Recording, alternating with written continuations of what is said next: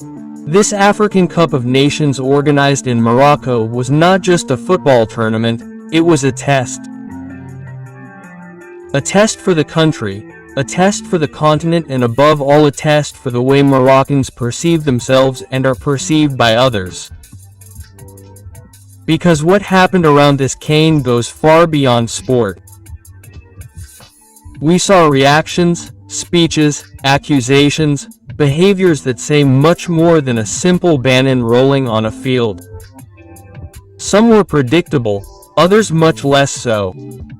And what this CAN highlighted was not an organizational problem, nor even a football problem. It is a problem of relationship to success, relationship to excellence, and relationship to the reality of the African continent. The goal of this video is not to complain or play the victim.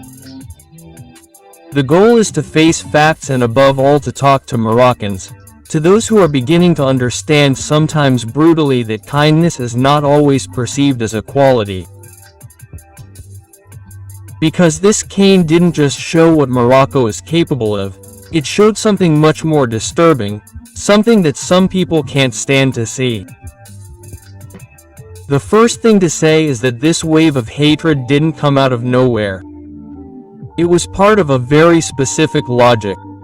First, there was the reaction of the Algerian regime, which was completely expected.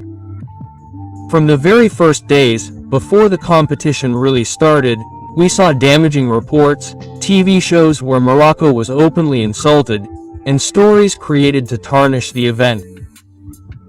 Let's be honest, no one was surprised by this. It's a direct continuation of the media war that Algiers has been waging against Rabat for years.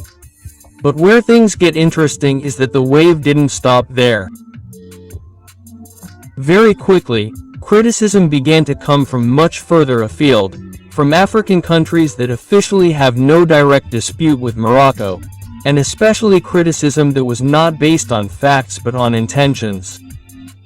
Even before the first match, there was already talk of racism among Moroccans. Not on the basis of concrete events, not on the basis of proven incidents, but on a supposed reputation built up in advance, ready to be activated at the slightest pretext. And when the competition began, when the reality emerged, that is to say, a clean, fluid, professional organization, without major excesses, the narrative changed. We no longer talked about racism, we talked about a lack of atmosphere, as if African football had to be synonymous with a circus. As if mediocrity was part of folklore. As if, deep down, doing things well became suspect. And that's where we touch on something much deeper, because this rejection is not directed at a failed organization, it is directed at a successful one. From that moment on, everything became an excuse to denigrate.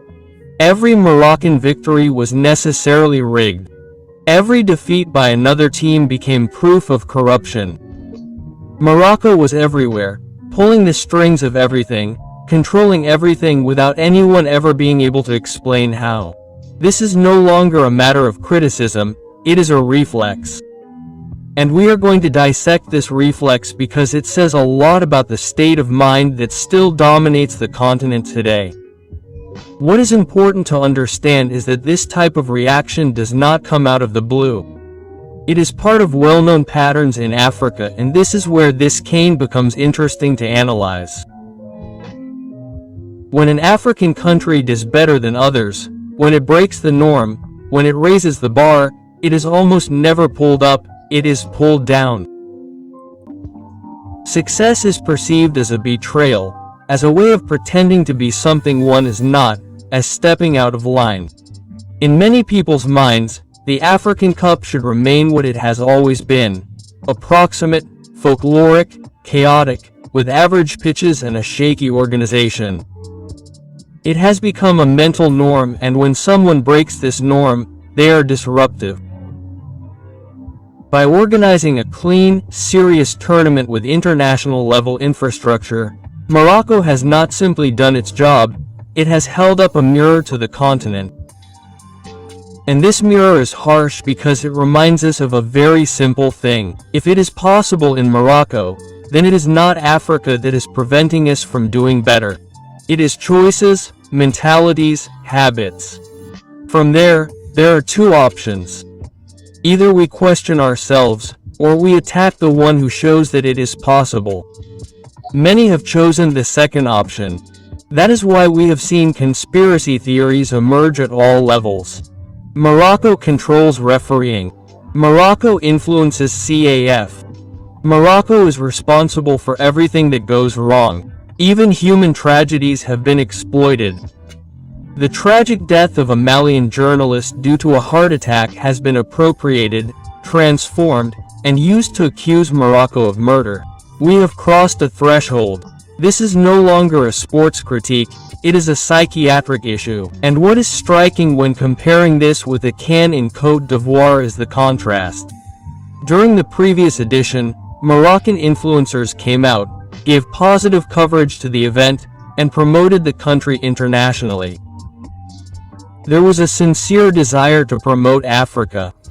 This time, the response was the opposite, not everywhere of course, but enough so that it was no longer anecdotal. And that's when many Moroccans began to open their eyes. This cane caused something unexpected, a shock for many Moroccans themselves. For a long time, some Moroccans have been living with the idea that they absolutely had to be loved by foreigners, recognized, and validated. There was this naive belief that openness, kindness, and unconditional hospitality would inevitably end up being rewarded, that the more effort you made to please, the more you would be respected. This can shatter this illusion because despite an impeccable welcome, despite infrastructure that few African countries can afford, despite the support provided to teams that do not even have an approved stadium at home and who play their home games in Morocco, the response was ingratitude. Worse than that, constant suspicion. And then, many understood something fundamental. Servility never creates friendship, it creates contempt. When you help without setting a framework, when you welcome without demanding respect, when you constantly justify yourself, you send a very clear signal. You accept that you are disrespected. And some understood this signal perfectly. What is interesting is that for the first time in a long time, we have seen a surge of pride emerge. Moroccans who said stop. Stop blaming themselves. Stop seeking approval. Stop the unhealthy need to be loved by people who don't respect us. And be very clear here. This is not about falling into stupid, basic racism. That would be stupid, unfair, and above all, counterproductive. It is about understanding one simple thing. Good relations between states do not automatically make people friends. Diplomacy is one thing. Human and cultural relations are another. We can cooperate with African countries, invest, and build solid state partnerships without fantasizing about an artificial fraternity between peoples who do not have the same mentalities, codes, or attitudes to success. And this confusion has caused a lot of damage because, by dint of wanting to be loved, some Moroccans have accepted the unacceptable. Insults, accusations of corruption, constant accusations of intent, outpourings of hatred on social media. This cane served as a brutal reminder that respect begins with self-respect. And that's where we come to the most sensitive point, the one that many refuse to face. This cane didn't just reveal a problem with how Morocco is perceived. It revealed a broader, deeper reality, that of certain widespread behaviors on the African continent. It's not about saying that all Africans are like that, but we must have the courage to talk about major trends, recurring patterns that we see again and again. The promotion of mediocrity like norm, constant victimization, conspiracy theories as soon as a result is not to our liking, the chronic inability to question oneself, the constant need to find someone outside of the organization responsible for all failures. When an organization fails elsewhere, it's due to a lack of resources. When it succeeds in Morocco, it's inevitably due to corruption. When a team loses, it is never because it was less good, it is always because someone cheated. These are deeply rooted reflexes, and as long as they are not fought, no lasting progress is possible. The most striking thing is that Morocco helps African countries a lot. It hosts their national teams, it makes its stadiums available. It allows teams to play in international competitions that they would not even be able to organize at home. And in return, what do we see? Very little gratitude, a lot of suspicion, a lot of accusations. It is a one-sided love. And today, what is becoming unbearable is to still see Moroccans bowing down, apologizing, trying to justify themselves, trying to prove that they are nice. When you behave like this, you never get respect. You get exactly the opposite, and it is sad to say, but we totally deserve this contempt. Focusing on oneself does not mean rejecting others. It does not mean insulting or contemptuous. It means setting boundaries. It means understanding that dignity begins there. Morocco is not meant to be loved by everyone. No serious country is, but it is meant to be respected. And this cane, despite all the noise, despite all the hatred, despite all the absurd accusations, has perhaps produced something much more important than a trophy.